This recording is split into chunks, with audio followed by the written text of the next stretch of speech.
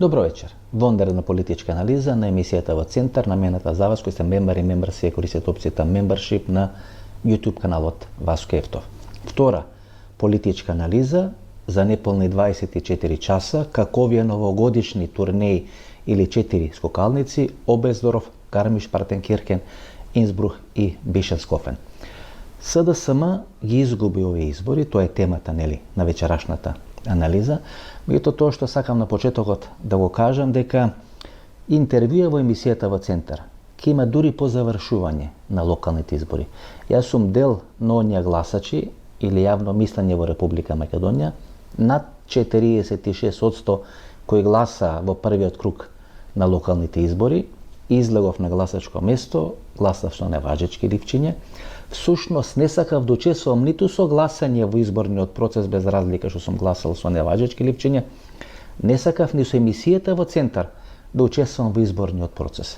Сме учествувале во креирање на опозицијско јавно мислење во Република Македонија, не против ВМРО, не за СДСМ, туку во креирање на опозицијско јавно мислење во Република Македонија. Меѓутоа не сум сакал да учествувам во политичките разврски.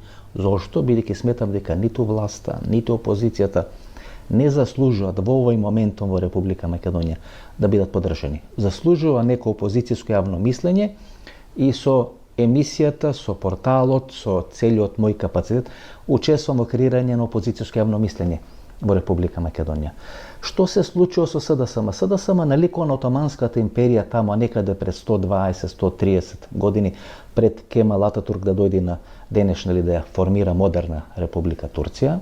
Всушност болниот од Босфор, така беше дефинирана, или така беше прекарот на таа империја во распаѓање. Бидејќи СДСМ е болниот од Босфор, тие начело на партијата донесува доктор, донесува лекар.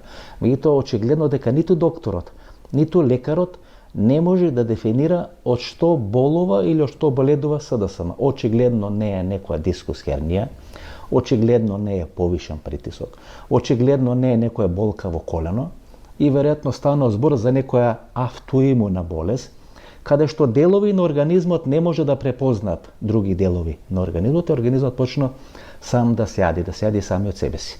И тоа доктор Филипче не успеа да го совлада, бидејќи има многу слабости, знаете, може ми стои мач над главата со кривични пријави, може би сака да влезе во влада со Христијан Мицковски, може би не расчисти со Зоран Заев. Меѓутоа, клучната слабост на доктор Филипче е дека не расчисти, дека не покажа цврста рака да расчисти со клановите во СДСМ. Така што СДСМ е сега како она римска империја која се распаѓаше на повеќе средновековни царства, кралства или кнежества, и сите тие беа власт за себе во своите феуди, во своите кнежества, е нешто слично е СДСМ. И тие кои се начело на тие феуди, на тие кнежества, изгубија на локалните избори. Изгуби и доктор Филипче начело на СДСМ во цела Република Македонија, и тие кои се претенденти да го заменат на тронот на СДСМ изгубија во своите феуди и во своите кнежества. Така што СДСМ сега се сочува со многу посериозен проблем од губење на избори, а тоа е губење на идентитетот на партијата. Тоа е клучната болка на овој денешен СДСМ.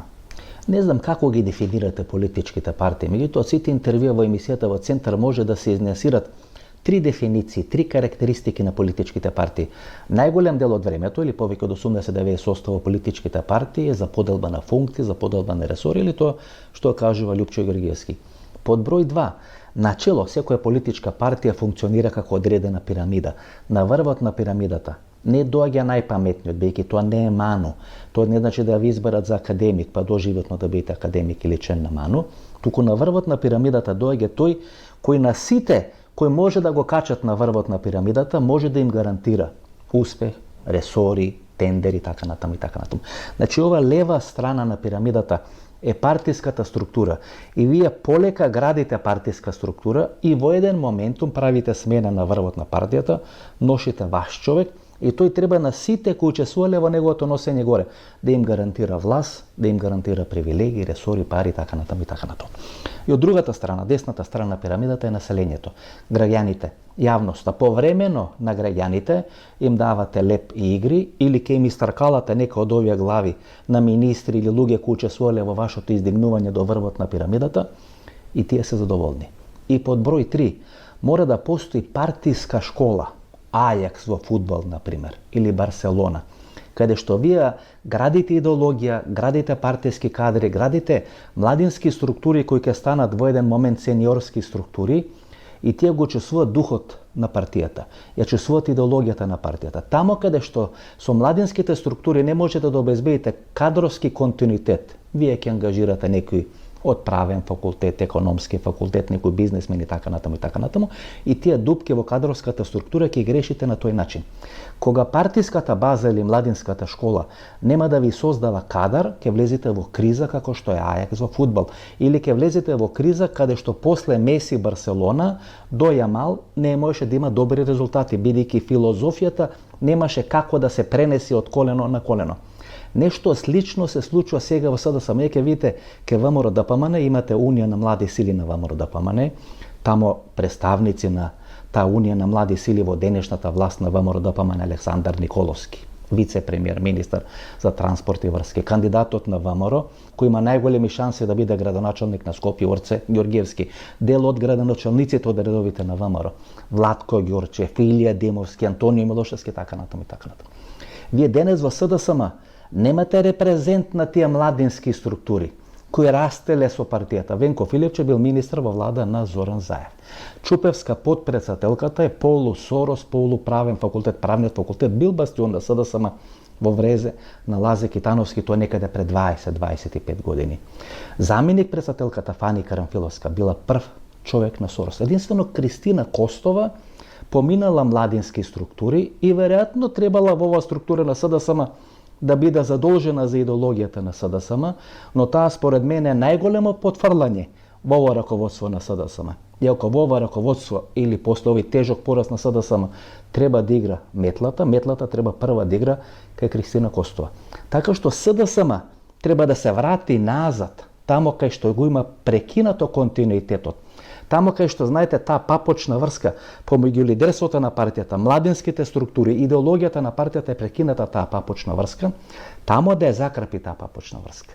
Да ја пополни таа дупка која е настаната во функционирањето на СДСМ, да стигне на некоја позитивна нула, значи некаде од петти спрат под земја, да стигне на позитивна нула и дури потоа да размислува како може да победи на некои избори.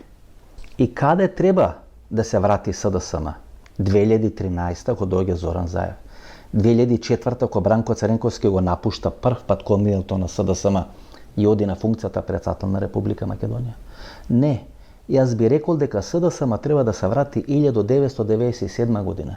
Тогаш е големата афера ТАТ, кога Бранко Цренковски, влата на Бранко Цренковски фрлена на колена, кога само со еден голем митинг на ВМРО ДПМН ќе беше срушена влата на Бранко Цренковски, се спасува последен момент Бранко Цренковски, прави пакт со Љупчо Ѓорѓевски и на тацна му ја предава власт 1998 година. Во период од неколку години, во оној период 98-2002 година кога Црвенковски се враќа на чело на македонската влада, па 2004 година абдицира од премиерската и лидерска функција во СДСМ и станува председател на Република Македонија, па се до враќањето на Црвенковски на чело на СДСМ 2009 година, плюс неговото абдицирање повторно, одење во политичка пензија 2013 година, се потрошени 2,5 лидери од структурите на СДСМ. Во период од неколку години, 2,5 лидери од структурите на СДСМ. Тоа не може да го издржи ниту една политичка партија, бидејќи формирањето на лидерите е мачен и долгорочен процес. Прво Владо Бучковски, кој е начело на СДСМ и начело на македонската влада само 2 години, потрошен од Бранко Цренковски. Радмила Шекеринска начело на СДСМ 2 години, потрошен од Бранко Цренковски. Игор Ивановски Шема или Мали БЦ не добива шанса од Бранко Цренковски и 2013 година начело на СДСМ доаѓа Зоран Заев. И тука почнува процесот на губење на идентитетот на СДСМ. Зоран Заев, кој почнува својата политичка кариера како пратеник во македонскиот парламент, во оној момент кога тогашниот генерален секретар на СДСМ Ѓорги Спасов ја напушта пратеничката функција и оди да биде амбасадор на Република Македонија во Лондон, односно во Велика Британија, Зоран Заев станува бидејќи последен, односно следен на листата на пратеници на СДСМ во 4-та изборна единица. Сега синот на истиот тој Ѓорги Спасов е всушност човекот кој медиумски ја осакати ја уништи СДСМ со промашена медиумска кампања и нови избори и во изминатите месеци како ја проектираше медиумската политика на СДСМ. Зоран Заев, значи Владо Бучковски е начело на СДСМ. Во неколку обиди не може да спроведи да организира општинска конференција на СДСМ во Струмица, бидејќи овие структури под контрола на Зоран Заев ја рушат секоја иницијатива за свикување на општинска конференција на СДСМ во Струмица. Панче Орцев, Цветанка Иванова се контра Зоран Заев во тој временски период. Со тек на време доаѓа начело на СДСМ во Струмица, во наводници ги купува сите кои му се конкуренција против кандидати и почнува да се траектира, да се трасира патот на Зоран Заев до челната позиција на СДСМ. Тоа се случува 2013 година и тоа е процес кога СДСМ почнува да го губи идентитетот и завршува до денешен ден, кога под патронат на Зоран Заев СДСМ е сведен на некаква варијанта на Здран од Струмица. И доаѓаме до клучната порака на овие избори, кои македонските гласачи или македонските граѓани ја испратија до СДСМ. СДСМ не може да биде дел на власта, да победи на избори, да формира некоја идна влада за 5 или за 10 години, ако не се разликува од ВМРО-ДПМН. Значи не се победува, не се станува дел на власта ако сте подобар или полош, малку поразличен или многу поразличен од ВМРО-ДПМН, туку треба да бидете драматично различен. Значи не треба да бидете ништо сличен со ВМРО-ДПМН. Во оној момент кога СДСМ ќе го препознат дека е алтернатива на ВМРО-ДПМН, а може да биде алтернатива само ако е драматично различен од ВМРО-ДПМН, тогаш граѓаните ќе им ги простат грешките на СДСМ. СДСМ треба да ги убеди дека направила реформа во своите редови, дека е различен од ВМРО-ДПМН, дека тајно не пактира со ВМРО-ДПМН, дека не си фрлат едни на други гуми за спасување и тога СДСМ може да размислува да биде дел на власта или да формира идната власт во Република Македонија. Џабеви се црвени линии, џабеви е цело зборење 30, 35, 40 дена за црвени линии во изборната кампања, кога пред 10 дена, значи пред првиот круг на локални избори, Урсула ван дер Лајен ви доаѓа во Република Македонија и не се среќава со лидерот на македонската опозиција Венко Филипче. Според мене тоа е еден од клучните, тоа никој нема да ви го каже, меѓутоа тоа е еден од клучните удари на стратегијата на Венко Филипче, бидејќи Урсула ван дер Лајен со одбивањето или несакањето да се сретни со лидерот на опозиција, всушност не го легитимира како лидер на опозиција. Во такви услови, црвените линии може да си ги закачите за кормилото на јахтата на Зоран Заев, кој е укотвена тамо некаде во Егејско море. И доаѓаме до медиумската кампања на СДСМ. Никола Спасов, знаете, ВМРО-ДПМН треба со злато да го окова Никола Спасов, бидејќи ништо друго не треба да работат, само да го стимулират, да има континуитет и да продолжи да го прави тоа што го прави. Плюс има уште едно момче со голема глава, тука од општина Аредром. Тоа не значи дека голема глава е и паметна глава. Има најмалку 10 профили на Твитер и си комуницира сам со себе. Бил порано веројатно некој заменик, генерален секретар на Македонското собрание. Таква омраза кон македонските граѓани, кон македонските гласачи. Таква омраза кон Република Македонија. Видите, ВМРО-ДПМН само треба да го стимулира тоа.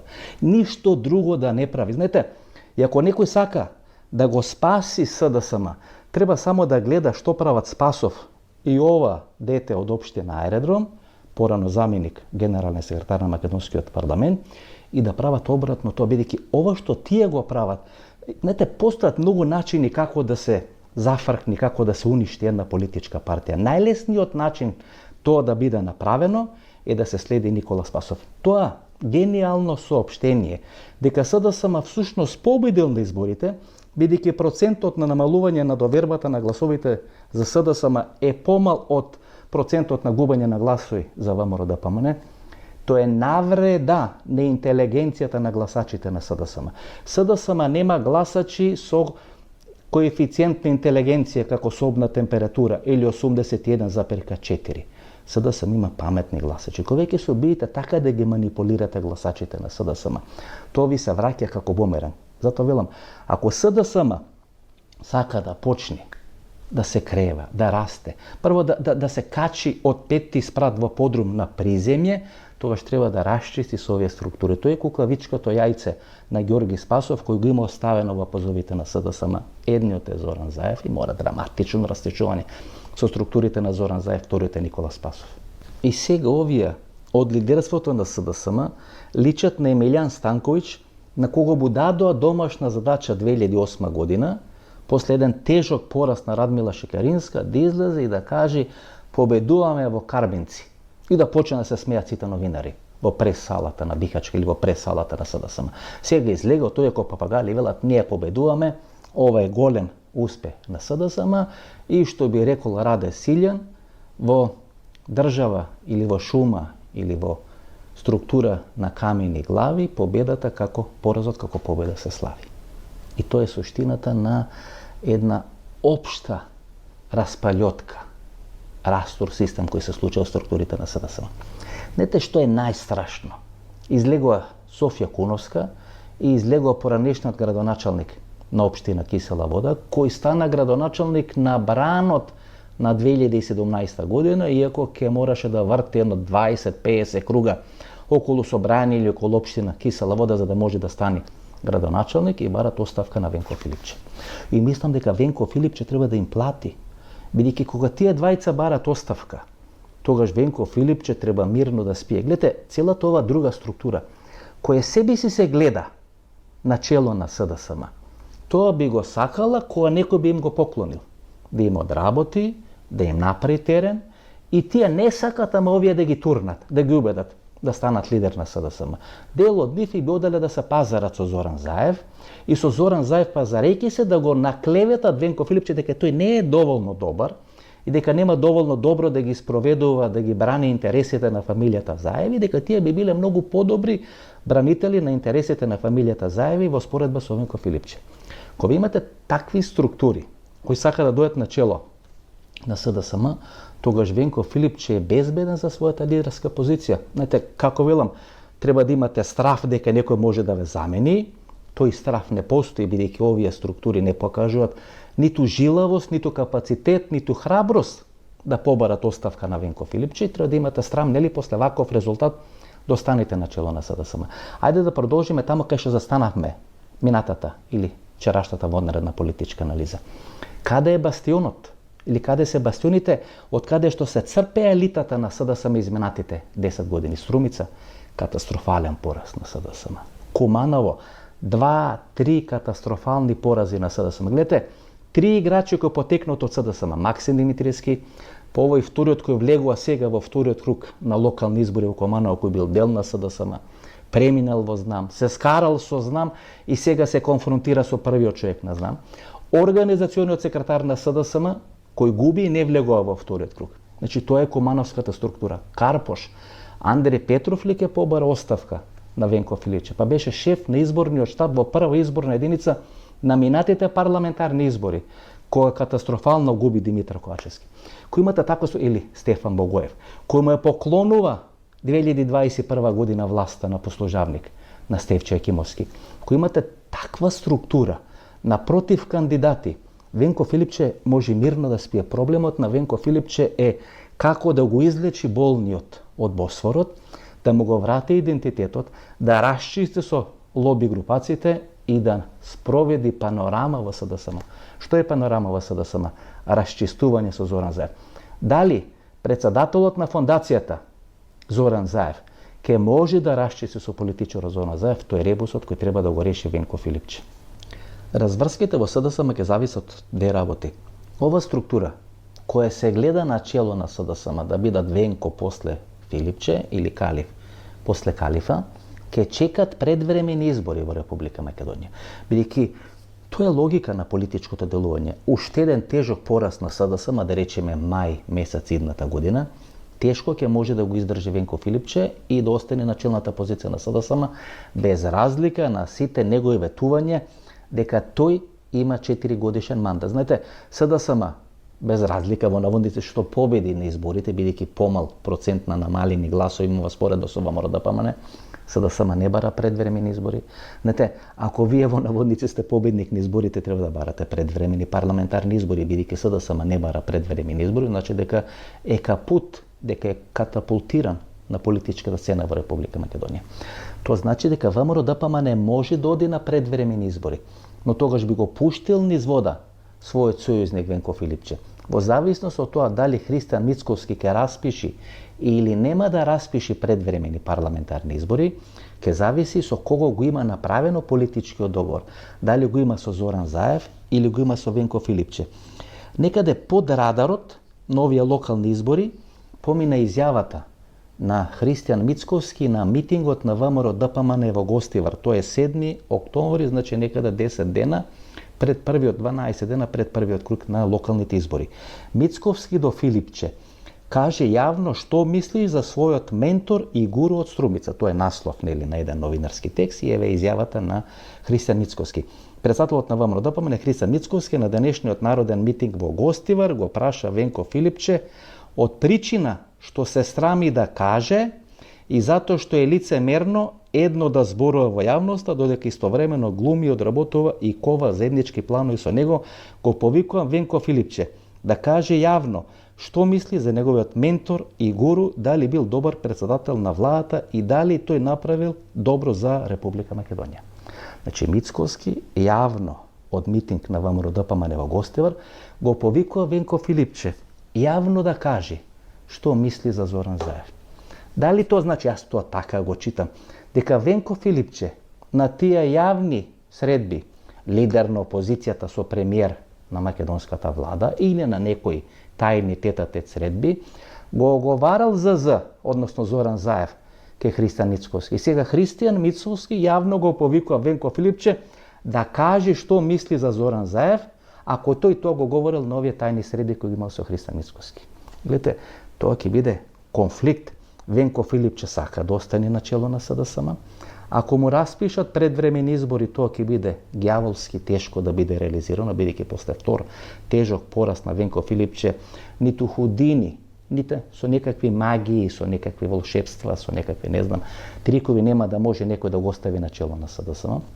Ако Венко Филипче решил да се договара со Христијан Мицковски и ке Христијан Мицковски да го оговара Зоран Заев, тогаш можеме да очекуваме конфликт во таа релација помеѓу Венко Филипче и Зоран Заев. Така што во СДСМ ќе биде мртва трка дали ќе има во наводници стимулирана панорама контролирана од Венко Филипче или Венко Филипче ќе биде минато, ќе биде пуштен из вода после некои предвремени избори каде што Христијан Мицковски подосна со Зоран Заев ќе стават ново лице на чело на СДСМ. Некои ќе ви речат да внимавате на Стево Пендаровски. Стево Пендаровски беше замешан на овие локални избори, бидејќи членката на неговиот кабинет Катарина Цаневска беше носителка на листата на СДСМ во главниот град на Република Македонија или во градот Скопје. Така што Стево Пендаровски па плюс имаше одредено интервју кај што тој кажа дека разговарале со Венко Филипче за негова поактивна улога во структурите или во работењето на СДСМ. Факторот X или факторот изненадување може да биде Радмила Шекеринска и за неја подготвуваме посебна емисија, бидејќи таа заслужува да ја биде наменета една посебна емисија. Таа е сега на функцијата заменик генерален секретар на најсилната воена алијанса во светот, тоа е структурата на НАТО. Тамо ќе биде некаде од 2028-2029 година, ако нешто не се смени умеѓувреме. Не ја одговара да го троши Венко Филипче до 2028-2029 година, кога доаѓаат председателски, веројатно можеби во пакет со предвремени парламентарни избори во Република Македонија. Гледате како таа ги стокира овие гласови. Незадоволни од СДСМ, независна листа во општина Центар, незадоволни од СДСМ, независна листа за градот Скопје. Се нејзини блиски структури. Тие се гласови кои не би завршиле на конто на СДСМ, да не завршат на конто на ВМРО-ДПМН или да не завршат на конто на Левица, таа ги стокира по одредени независни листи. Ке ги врати во СДСМ, тогаш кога таа ќе се врати. Во овој момент не одговара драматична смена на чело на СДСМ, без разлика што Венко Филипче бил нејзин играч, па во меѓувреме Венко Филипче ја пуштил низ вода Радмила Шекеринска и направил пакт, станал играч на Зоран Заев. На Радмила Шекеринска и одговара Венко Филипче да остане на чело на СДСМ. Гледате, моделот на функционирање на Радмила Шекеринска помалку или многу наликува на моделот на функционирање на Штери Јонаков, која беше на чело на Скопски Фершпет.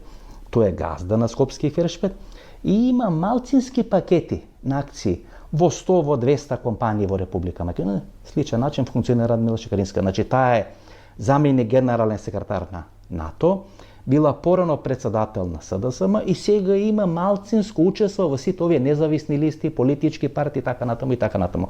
Црпи информации, добива информации, е во континуитет, во кондиција за тоа што се случува на македонската политичка сцена, така што ако од некој треба да се плаши Венко Филипче, не сега, туку за неколку години, ако успе да ја преживе оваа катаклизма која му се случи на локалните избори, тоа е Радмила Шекеринска. Што е лекот или што е спасот за СДСМ? Знаете, се ми се чини дека СДСМ нема кадровски или лидерски проблем. СДСМ може да ги менува, бидејќи СДСМ многу почесто од ВМРО ДПМН ги сменува или ги менува своите лидери. Има дури 2 пати повеќе лидери на чело на СДСМ, споредба со трите лидери во овие 35 години на чело на ВМРО ДПМН. СДСМ има проблем на континуитетот или проблем на дисконтинуитетот, на идентитет, или тоа што е модерно денес да се каже, СДСМ го изгуби својот ДНК. Не е Бранко Цренковски ДНК-то на СДСМ или СДСМ не е ДНК-то на Бранко Цренковски, како што тој омилува да каже. Меѓутоа, знаете, може Оливер Спасовски да биде лидер на СДСМ. Бил генерален секретар. Може да го заздрави партиското тело, партиското јадро на СДСМ, да ги среди работите по општинските комитети, да даде некоја нова енергија. Може Игор Ивановски Шема, иако кај Игор Ивановски Шема, знаете, е малку она приказната како секс со девица. 2 години ја убедувате да имате секс, 5 минути трае сексот и 3 години се извинувате зошто тоа сте го направиле. Така нешто е Игор Ивановски Шема. Може да биде Стео Пендаровски, тој не е член на СДСМ, но знаете, во секакви или во вакви кризни ситуации, секогаш некој се повикува или го става во барабанот името на Стео Пендаровски. Може да се врати Зоран Заев. Радмила Шекеринска чека тамо од 2029 година како заменик генерален секретар на НАТО Алијансата. Во СДСМ има проблем на ДНК-то. СДСМ го изгуби своето ДНК. Тоа не е Бранко Цренковски, тоа е континуитетот со комунистичката партија на Република Македонија. ДНК-то го изгуби Република Македонија. Тоа што пред 20 години го кажуваше Лјупчо Георгиевски, дека Македонија е драматично или доминантно црвено обоена, се изгуби во мандат на Никола Груевски и се погреба во мандат на Зоран Заев. Така што од некоја сегашна временска дистанца, ако треба да се одговори на прашањето што најмногу му треба или што најмногу му фали на СДСМ, тоа е враќање на СДСМ на неговото ДНК, кое влечи континуитет со 1944-1941 година. Тоа може да го направи Бранко Цренковски, иако е веќе во возрастни години, меѓутоа сепак и овој денешен Бранко Цренковски е 8-9 години помлад од Киро Глигоров, кога Киро Глигоров станува председател на Република Македонија тамо некаде 1991 година, и може би Илја Илјовски, знаете, дел на некаков континуитет на СДСМ. Сега на позицијата втор директор на Комерцијална банка, видите, втор директор на Комерцијална банка е помокно нешто од премиер на македонска влада. Прашање дали и Црвенковски или Илјовски би сакале да се нафатат со таа функција. Меѓутоа, кога јас правам некоја анализа, единствено тие двајца може да ги смират сите раскарани групи, да ја стабилизират финансиската ситуација во СДСМ, да ја прекинат таа папочна врска на длабоката држава со Христијан Мицковски, да го вратат во игра СДСМ. Дали тоа ќе се реализира? Дури некаде пред 3 години, кога Димитар Ковачевски станал премиер на македонската влада, ја кажал истата теза. Тогаш нели во еден друг временски момент, во еден друг политички контекст, дека е добро во СДСМ да биде поделена функцијата премиер на влада и лидер на СДСМ, премиер на влада да биде Димитар Ковачевски, лидер на СДСМ да биде Илја Илјовски. Не се прифати таа идеја, СДСМ заврши катастрофално на изборите. Од сегашен временски контекст се ми се чини дека во СДСМ треба ДНК-то да се врати. Кој може да го врати ДНК-то освен оние кои учесувале во градењето на ДНК на СДСМ? СДСМ нема потреба од млади кадри. Има потреба од бела коса. Фали бела коса во работењето на СДСМ. СДСМ не може да го репризира моделот со деца на Никола Груевски. СДСМ може да репризира само некој сопствен модел, да трасира сопствен пат за враќање, бидејќи ова што сега се случува со СДСМ е купување карта во еден правец за политичко исчезнување на СДСМ од политичката сцена во Република Македонија. Ајде да завршуваме, бидејќи направивме вонредна политичка анализа. Знаете, за вакви анализи во Западна Европа милиони се плаќаат, бидејќи се кажани работи каде што, или кои не се кажани на ниту едно друго место во Република Македонија, и се кажани такви суптилни политички анализи, што мислам дека политичките партии плаќаат агенција да им ги кажат и не може да ги добијат на пустожавни такви политички анализи. Кога би бил на место на Венко Филипче, единствено во некоја внатре партиска структура би се плашел од сегашниот градоначалник на општина Центар, Горан Герасимовски. Победа на Горан Герасимовски на локални избори во Центар ќе го чини СДСМ многу поскапо од победата на Андре Жерновски на изборите 2013 година. Бидејќи најлошо нешто што може и на Венко Филипче, бога ми на СДСМ да им се случи, е да има кандидат на олигархијата, кандидат на урбаната мафија на ВМРО-ДПМН, кој би победил во општина Центар, би бил дел на раководството на СДСМ и преку него секогаш овие две или три структури да можат да предизвикуваат тензии и раскол во работењето на СДСМ. Ова е нашата вечерашна анализа. Се надам дека ви се допадна. Ова е една од моите најдобри политички анализи. Се гледаме во недела во 22 часот до недела. Пријатна вечер Македонија, каде и да си.